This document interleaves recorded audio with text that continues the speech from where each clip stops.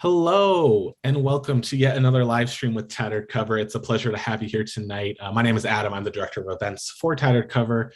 And for those of you who don't know, if you're all over the country, we are an independent bookstore in Denver, Colorado. We have been around for 50 years. So it's thanks to readers like you and tonight's authors for keeping us going for half a century. If you're interested in more virtual events, you can find us at tatteredcover.com/events. That'll find you all of the events we have upcoming. Tonight, I'm so excited to introduce our two guests. We have Cynthia Branigan in conversation with MJ Evans. Cynthia grew up in New Jersey and was educated at Franconia College and the University of Pennsylvania. She is the founder of Make Peace with Animals Incorporated and pioneered the adoption of retired racing greyhounds worldwide. She lives in New Hope, Pennsylvania. MJ is a graduate of of Oregon State University and a lifelong equestrian. She's also a former teacher at the secondary school level. With her husband, Tom, she has 5 wonderful children and lives in Colorado with 3 horses and a standard poodle. Many of her books are about horses, from nonfiction equestrian trail guides to her fantasy stories. Cynthia and MJ, thank you so much for being with Tattered Cover tonight. I will turn it over to you, lovely ladies, and then I will come back with audience questions at the end. Okay, thank you. Thank you, Adam. It's really going to be fun to be with Cynthia tonight. Cynthia and I, if we lived closer together, I am sure we would be best friends. I agree. I can tell. We have so much in common. Number one is our passion for horses and animals in general, but horses specifically is a tie with us. And the other thing that we share is a love of writing. And we both have loved writing all our lives. And so with those two common interests, I know we'd be great friends. I wish we weren't thousands of miles apart. Right. But I might come out someday. Yeah. Hey, I have plenty of room in my house. All my kids are gone. So I have a guest room ready for you anytime. Okay. I wanted to start the discussion about writing for our first part of this. My 2 newest horse stories, Pinto, based upon the longest horseback ride in history, and The Sand Pounder, love and drama on horseback in World War II, are both historical fiction. The Last Driving Horse in America, right there, is a memoir. So tell me, what made you write this book? And why did you write it as a memoir? Well, both good questions. I would say I wrote it as a memoir because the horse changed me so much that it just lent itself to being a personal story. And of course, there were things that went on before I met Gamal, the last diving horse. And it sort of prepared me unknowingly for meeting him. So I had to talk about what went on beforehand. And of course, the fact that I did see the diving horse act one time in my life. I was 11 years old. I, of course, had no idea that this was going to be kind of everything at some point, like now, and for a long time, it's been everything to me. But at the time, I was just a kid with my parents, and the Democratic National Convention was going on, 1964, Atlantic City. I'd never been there before. My father was at the convention. My mother and I went to the Steel Pier, and I was really interested in seeing the Beatles movie, A Hard Day's Night. That was, oh my God, that was everything. But then I fell asleep during the movie. I couldn't understand it anyway. The girls were screaming. The accents were very hard to follow. It was like a foreign language. The English language was foreign. And the storyline was a little difficult to follow. So I conked out, and we were about to leave. And then I remembered I have to see the diving horse. I knew that they were there. And there was one, and he was just about to dive. And so I saw it once in my life. And I can't say that I thought it was wonderful. Oh, isn't this great for the horse and the rider? It wasn't like that. But there was something I'd say majestic, spectacular, spellbinding. And given my age, and it was the last show of the night, so I was up past my bedtime. I had sun poisoning. All of that kind of worked to an advantage in a way, because I was in an altered state. So maybe you could say, as far as writing goes, all of the elements were there for it to be a more interesting story than if I was 20 years old and didn't have sunstroke, and, it was the middle of the afternoon, and, it wouldn't have been the same. All of those things had to come together for it to have been the way it was. And it seared the whole experience into your brain and into your heart. I felt that when I was reading the book. Yes. How long did it take you to write this book? Well, I didn't work on it every day, but it really took about 10 years, because, as you know, a lot of writing involves just thinking, and you're like putting together pieces of a puzzle. So it might have looked like I was finding homes for retired racing greyhounds, which I was. But there was always a little something working in the background, and I'd try this angle and that angle. So 10 years, a good 10 years. I know just what you're saying. I may look like I'm riding my horse on a beautiful trail in the mountains, but really I'm writing a book in my head all that time. So I know just what you mean. Did you have even a little seed of an idea in the back of your mind while those 9 years you were with Gamal? Is that how you pronounce his name? Gamal. I pronounce it Gamal, but. Okay, Gamal. Did you have a seed of an idea that this might become a story someday? Never, absolutely never. I mean, that may show how dumb I am, but I mean, I was really in the moment with him. And also there were all of the burros that the Fund for Animals was rescuing from the Grand Canyon and Death Valley and Bandelier National Monument, a place I'd never heard of before. And it's very time consuming. And I was meeting a lot of characters along the way. I mean, foremost of which was Cleveland Amory, the president of the Fund for Animals, but all of the equine characters. It was a lot to keep up with. And then right after that project was over, then on my own, I took up the project of finding homes for greyhounds. And that's, more and more, thousands more personalities. So it wasn't until, well, as you and probably most people know, greyhound racing is on its way out at this point. It's only in 3 states. Used to be in Colorado. It's not anymore. I think there were 2 tracks in Colorado. Florida recently banned greyhound racing, so there are only 3 tracks left. And my organization, Make Peace with Animals, is still finding homes for the retiring dogs, but it doesn't take up the time that it used to.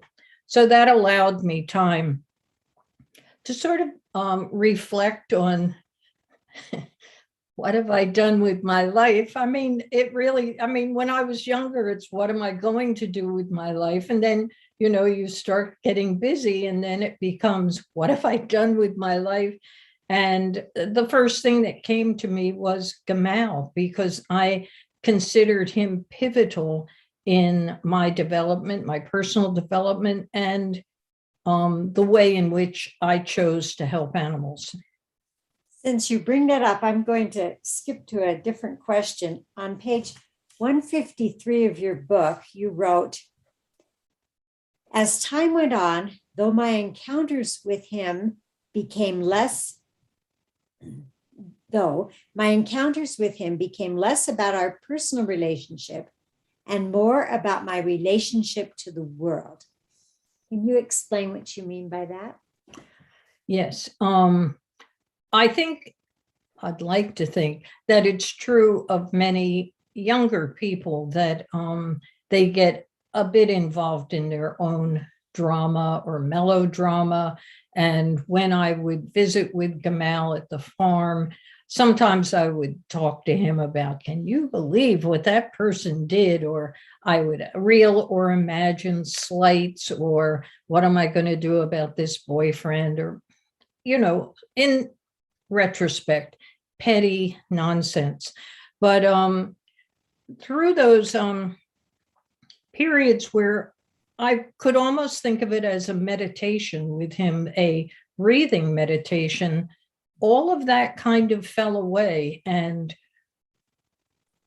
I'd like to say he and I, but certainly I became more focused on things of more importance, like connections with each other, connections with animals, purpose in life, that sort of thing. Thank you. You met Cleveland Amory, the founder of the Fund for Animals, in 1974. You mentioned in the book that through the fund's efforts, over 6,000 burros, 4,000 Mustangs, plus hundreds of goats and pigs were saved from certain death on public lands and placed in adoptive homes. Yes. While I wrote one of my books called In the Heart of a Mustang, I did a lot of research on the BLM's animal adoption program. In 1971, the Congress passed the Wild and Free Roaming Horses and Burros Act. Did the Fund for Animals work with the BLM and the Forest Service at all, or were they involved in getting that act passed, or did that play any part at all in what they were doing? To my knowledge, they did not work with the BLM or the Park Service. Cleveland was very much an individual kind of a character. Maybe you could say not a team player. I don't know. But I think I understand that. Well, I remember from talking to him that not all of the practices of the BLM were up to his standards.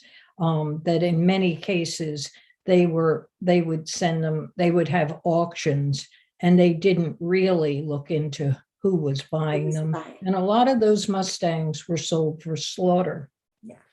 And that certainly isn't something that Cleveland would go for. The BLM's has been told that they are not to sell for slaughter. But as you say, they don't always check carefully who's getting the animals and what they're going to do with them. Yes. And I believe that a lot of good people did adopt Mustangs, yes, or buy them at auction, but it wasn't run the way Cleveland would have run it. Plus, the fund was the one who got these 4,000 Mustangs. They paid for the cowboys and the hauling and the vetting. And, they, after spending all of that money, they're not exactly going to turn it over to another entity. So no, they did not. Okay. Well, I just was wondering if there was any partnership or cooperation or anything together. I discovered that recently, you probably know about this, I'm sure, that the Fund for Animals is now a part of the Humane Society. What are your feelings about that merger? I realize that Cleveland is no longer with us running the show. So what do you think about that? Well, I have some mixed feelings about it, honestly, because Cleveland didn't really leave strict instructions about who was to succeed him as president. So someone did take over the reins after he died, but he was the Fund for Animals. And so no matter how competent or wonderful someone was, it just couldn't continue that way. And there was the ranch, the Black Beauty Ranch in Texas, that required a lot of money to keep it up. And so I think it was a matter of necessity that someone take it over. And of course, the Humane Society of the United States has deep pockets, let's Yes. say. And the person who at the time was the president of HSUS used to work for the Fund for Animals. So, I mean, it was kind of a natural Mhm. thing to do, but it'll never be the way it was with Cleveland for all of his, I mean, there were quirks. He was one in a million. And I can't say he did everything right. Who does? But, he relied on instinct and gut feelings. And the Humane Society, to my knowledge, is a lot more regimented, organized. Something to be said for both approaches, I guess. That's right. There's something to be said for that. That's true. Well, thanks for answering that. I was curious about that. Now I would like to kind of switch and talk about some more topics that are in the book. First, I would like you to talk about your bond with Gamal. How do you pronounce it? That's good. Okay. When I was reading the book, that's how I would say it in my head. That's good. Yeah. And you had him for 9 years. Yes. And you talked about several times the meditation through breathing that you did. You were in your 26 when we met. We were both 26. Okay, you were instrumental in getting him adopted by the fund. But then I chuckled because basically owning a horse is not for beginners. And here you jumped in buying this horse, really not knowing anything about horses. Nothing. And I know I grew up with a horse. I bought my own horse when I was 13. Wow. But with my own money. But then I had to support him myself from then on too. And thanks to the U.S. Pony Clubs, I learned all the horsemanship. I was an excellent rider even by that time because I'd been riding since I was 8. But the horse care part is such an important part. And a lot of people will buy a horse because horses are beautiful. And everybody loves the idea of having a horse. But they don't always know the next step and all the knowledge that you really need to take care of a horse adequately. And I chuckled. You happened to talk about when the horse people talked about floating the horse's teeth. and then you talked about the frogs in their hoof and just all the things that you had to learn. Fortunately, you had him at a stable with a very accomplished horsewoman. Yes. That could teach you. Yes. So what were some of your favorite, maybe goofs that you made in learning to take care of a horse? Well, you mentioned about the teeth, and honestly, I had no idea how important dentists. I never thought of dentistry with horses, but then when it was explained to me about the hooks on the teeth and it can scratch the inside of their mouth, they can't chew the grain properly. But when the horse dentist found an abscessed tooth and pulled it, he just pulled it right out.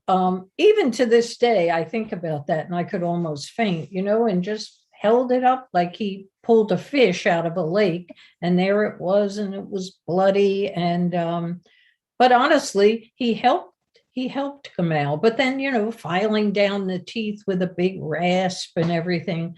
The deworming process was another horror. And I don't think horses are tubed anymore, are they? It does still happen. Does it? Okay. But the 5 feet of hose threaded down the nostril, and it can still happen. Yeah, that. Necessary. And I don't know if we even dare talk about cleaning the sheath. No, we won't even talk about that. But it was, oh my God.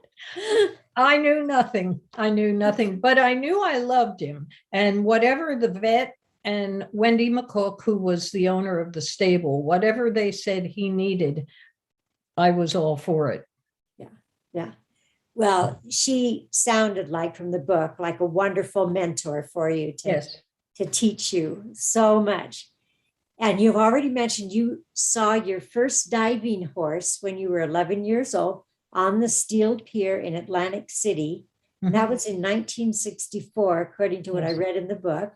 Yes. And it's on page 170 in the book.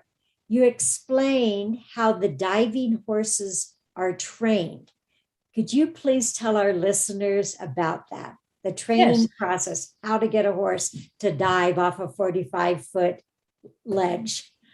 Into sort of a puddle. I mean, the tank was 10 feet deep. That was, oh my goodness. But I think the first thing that was necessary is that the horse had to like water. And as I learned, not all horses do. Gamal definitely liked water. He loved water. But from what I was told from the people who I interviewed, not all of them did. And if it turned out that, they would sort of shy away or put their hoof in and then say, well, I don't think so. That was the end of it. They never became a diving horse. But Gamal's history was perfect for this, because he used to be a barrel racer, and then he was in a rodeo. So, he was an athletic daredevil of a horse. He was. And compact. That was very important. They never had they didn't have draft horses as diving horses. Gamal was a quarter horse mix. So he was small, sturdy, muscular. And they would take them and first just put them, have them walk through a trough with water in it. And if that went well, then they'd have them walk over a log, maybe into a few feet of water, and then raise up the log and keep going. And if you look at the photos of the diving horses, there's the very top, which was 40 feet high, but 20 feet, there was another ramp, and that was the training ramp. So the training platform, excuse me. So they would go up the ramp to the 20 feet and then dive in. And at that point, most of them just did it. And in the end, they would go up to 40 feet. And in the history of diving horses, sometimes not at the steel pier, but before that, they would go as high as 60 feet. Wow. My goodness. And in the beginning, that was 1894, there was no woman on the back of the horse. The horse just went up the ramp and jumped off. But Doc Carver, who was the inventor of the Diving Horse Act, he was a showman. He was like P.T. Barnum and Buffalo Bill Cody. I mean, they were all cut from the same cloth. And he felt that something was missing in the act. And it was wildly popular right from the start, but he wanted more.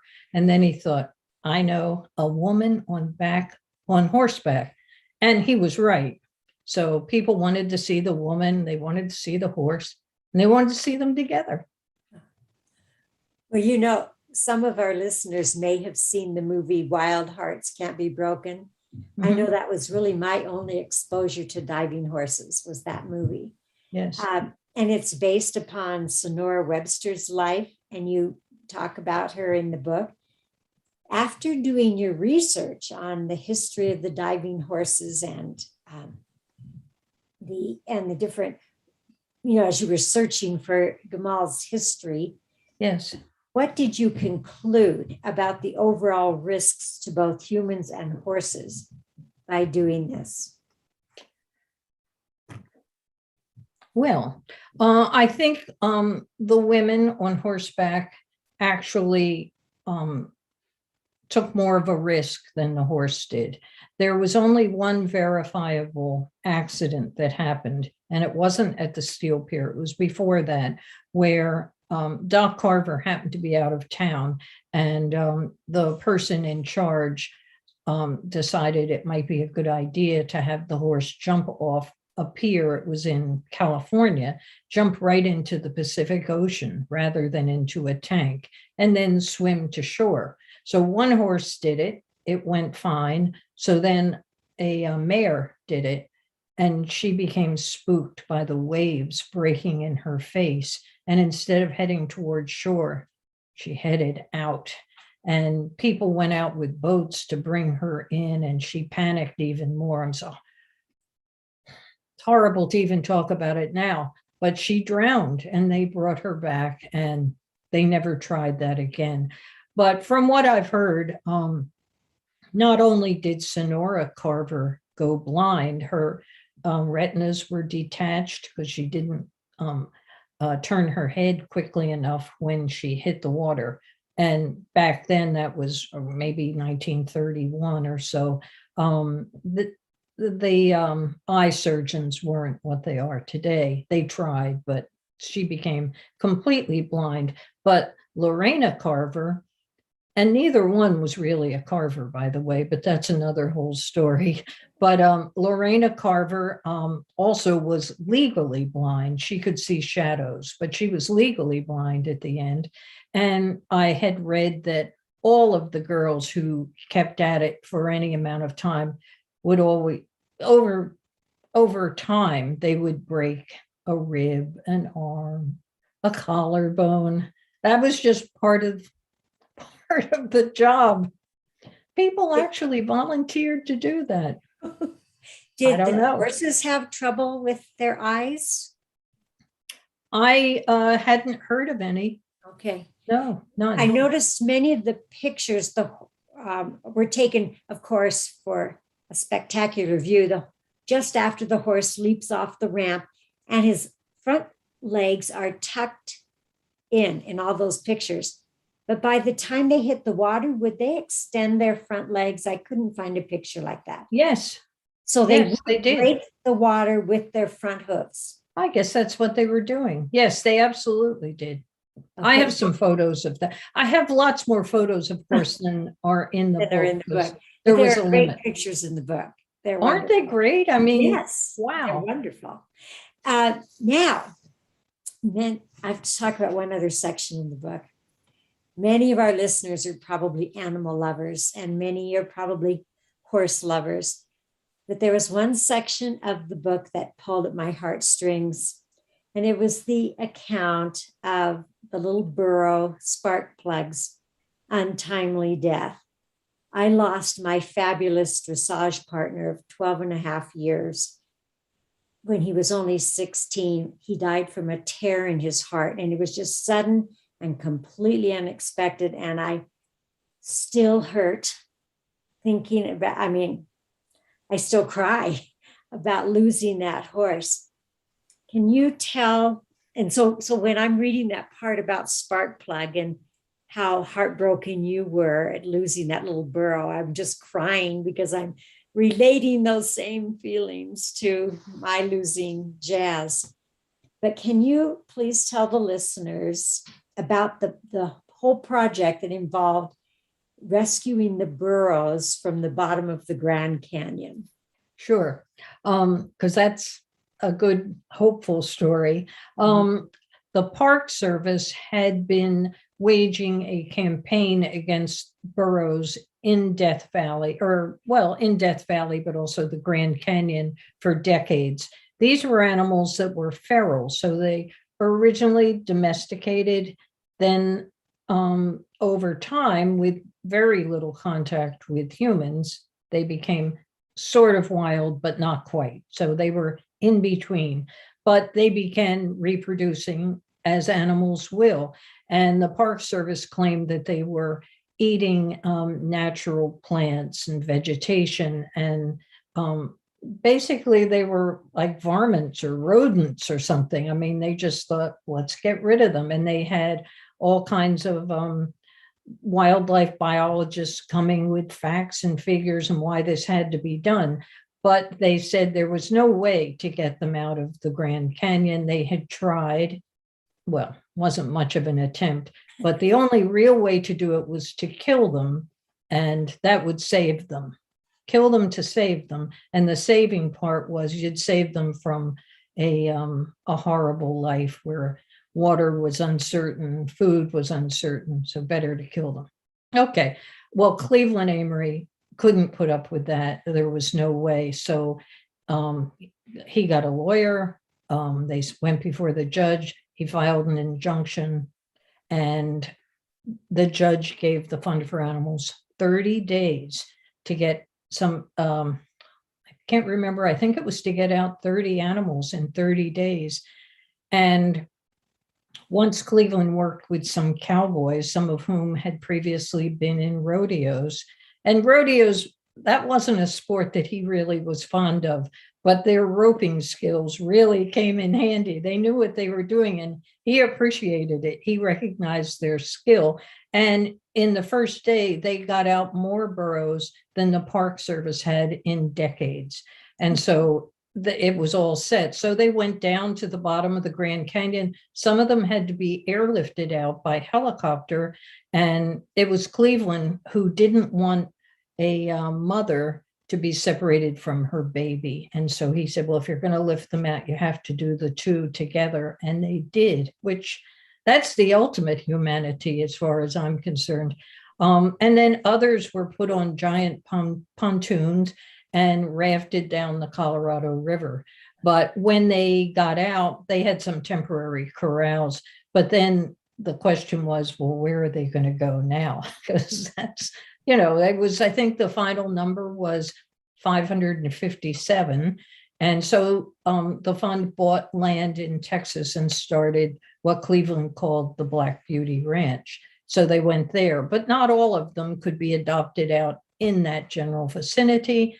And besides, then they got a call about Death Valley and Bandelier National Monument, then the Mustangs, so it was thousands upon thousands. So that's how it happened.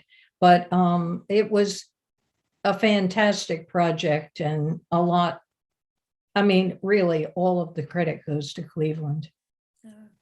That was a great part of the book. I really enjoyed that.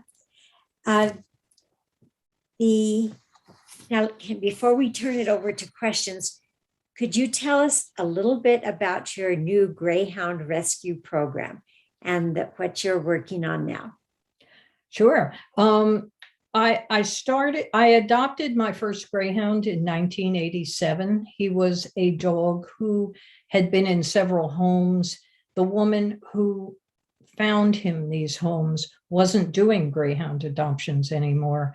So she bumped into me. I sort of knew her, and I said, okay, I'll take him if he's good with cats, because I had a bunch of cats, and he was afraid of the cats. But then word got around that I had a Greyhound, and I started getting phone calls from racetracks. So in 1988, I incorporated my organization, Make Peace with Animals. And so from then until now, we've found homes for over 5,500 Greyhounds, and we're an all volunteer group, and nobody gets a salary, and except the veterinarians. That's whenever we do fundraising, it's to pay the vet bills, but we all work for free. We're glad to do it, and they are the most spectacular breed. Say next what to you standard will about, poodles. and poodles, of course. Yeah, next to standard with the poodles. long legs, right? But Yeah. say what you will about Greyhound racing, but these racing Greyhounds, they are a breed apart. They're overall extremely healthy, athletic, gentle. Just amazing to watch them run around in the yard, a fenced yard, of course. They're wonderful animals. So I'm still doing that. So that you mentioned that the racetracks contacted you. So Yes. they were looking for a way to find homes for these Yes. retired. So that's a Yes. benevolent thing on their part, wasn't it? I think it was. A lot of the tracks had adoption groups, or they had their own adoption facility. But Greyhound racing was so popular in those days that they couldn't, just like with the burros at the ranch in Texas, you couldn't adopt them all from the local area. So these racetracks had to reach out, and there were no racetracks in Pennsylvania or New Jersey, or New York State. So they would start to reach out and phone call. I remember when I got the first call, it was from a woman in Seabrook, New Hampshire, ran the adoption program. She said, I understand you find homes for greyhounds. And I said, well, I have a greyhound, and it went from there. What was the heyday for greyhound racing? It reached its peak in 1991. Okay. But even then, some of the tracks were starting to close. The racing people apparently were oblivious to this, but the handwriting was on the wall because they weren't doing enough. They were reaching out. That was a good thing. But I don't think they appreciated fully how the public felt about the fact that even one dog would be put to sleep because it could no longer race. Even one was too many. And in those days, it was more than one, I'm sorry to say. Towards the end, the racing people did step up and do what needed to be done for their dogs, but public opinion had already turned. It was too late. So now there are 3 tracks left in the whole country, and soon there'll be 2, both in West Virginia. And I don't know how long that can continue, but the dogs by and large are cared for very well. It's amazing how I just did an adoption on Monday of a dog from Wheeling, West Virginia. She was in a foster home. We had her spayed, had her teeth cleaned and so on. And she went to a home in Manhattan. And she's thrilled. She's happy to be, a siren going off. Oh, what's that noise? I mean, it wasn't by accident that we chose her to be the one, because she was a very confident dog. But imagine what that takes to make that kind of a transition and be spayed in the middle. Yes, ouch. Yes. So what would you say was the heyday for the diving horses? I think certainly when they started at the Steel Pier, 1929, that was the first year at the Steel Pier. It was wildly popular. But Doc Carver, when he started in 1894, it was so popular that he had 2 troops of horses east and west of the Mississippi. So people would come from all over to watch it. Remember, they didn't have television. Right? What else do you do but go watch a horse dive? Exactly, yes. But popularity did start to wane. Then there was World War II, and they stopped diving during World War II. Then there was a hurricane that knocked down part of the Steel Pier. But when there was a man named George Hammond, a former tumbler with Buffalo Bill Cody's show. He was a Lebanese tumbler, but he had show business in his veins, and he remembered about the diving horses. So in the 1950s, he brought the act back, and he brought Lorena Carver back to manage the thing. And it became wildly popular again until, I'd say, around 1970, people were starting to think, is this really okay that horses isn't this kind of dangerous? Isn't this kind of weird? And then it just went right downhill and ended in 1978. Well, that was such an interesting history that you included in your memoir. You talked about your life, yes, but you also tied it into the history of the diving horses. And I just thought it was a wonderful read. I recommended it. I've already posted recommendations on the internet for you. We have a few questions. I wanted to open it up now to any of the listeners that might have questions. I have one question from Kelly. She wants to know, what is the best way that we can support Make Peace with Animals?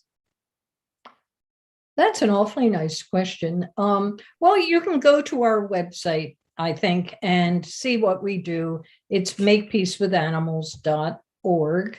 And, any help with vet bills is always appreciated. If you want to get out the word that greyhounds are fantastic pets. I don't know if Kelly is in Colorado, but some animals are still being shipped out there. So, it's possible to adopt one in Colorado. And in general, I would say a way to support Make Peace with Animals is personally by making peace with animals yourself and thinking about how you treat animals.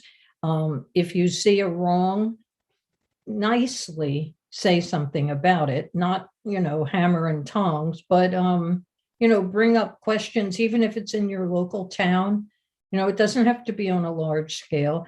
Your neighbor has the dog tied out in inclement weather. Maybe you can say something about it. That's a way to make peace with animals. Mhm. Now I have a question from Linda. She says, this book was so beautifully written, which it was beautifully written. Do you plan on writing any more books? Well, I think about it all the time. The brain is going, just as with this book, where I was interested in telling the story of Gamal and of Little Sparkplug and a lot of the other animals that pass through my hands.